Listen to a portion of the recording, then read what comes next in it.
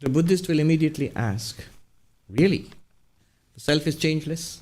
You yourself say to the Hindus.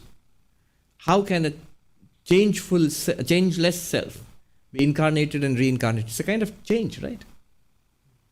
Atman must be steady, beyond any change, beyond any coming and going.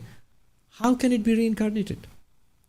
Rather, what the Buddhist proposes is, so the Buddhist will first, the strategy is, and I'm quoting ancient debates, the strategy is first to attack the opponent's position. You are saying without a permanent self, you cannot explain reincarnation. Oh, Buddhist, you believe in reincarnation. Then how can you reject the idea of a permanent self? So the Buddhist first says, can the idea of a permanent self support reincarnation? And then he will show in very logical steps, it can't. The idea of a permanent self and the idea of being born and living and dying and being born again, they are not compatible. They don't go together. Physical body is dead. Then what is going from body to body, lifetime to lifetime? It cannot be a permanent self. Permanent self cannot change. Reincarnation is change. Then the Hindu will say, okay, wise guy, tell me what's your solution. And the Buddhist will say, actually our solution is logical.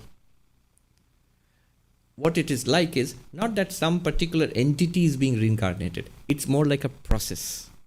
Moment to moment, the subtle body, the Sukshma Shari, the sentient being is perishing and another exact copy is being created. That exists for a moment and it perishes and another exact copy is being created. And those copies have retained the impression of the past copies. So they all feel they're very similar. So you give an illusion of continuity. It's like a good example is when you shake a rope, you see a wave going like this through the rope.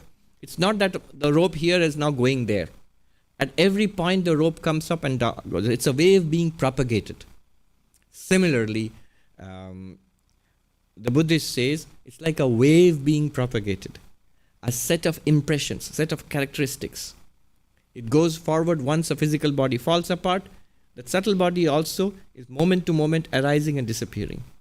And it brings with itself, you'll say, no, consciousness is in the background. No, every moment it comes up with its own consciousness, flashes of consciousness. In fact, the phrase stream of consciousness it applies very well to the Buddhist idea. There's actually a Sanskrit word for ancient Sanskrit term for that. Kshanika Vijnana Dhara, the momentary stream of momentary consciousness.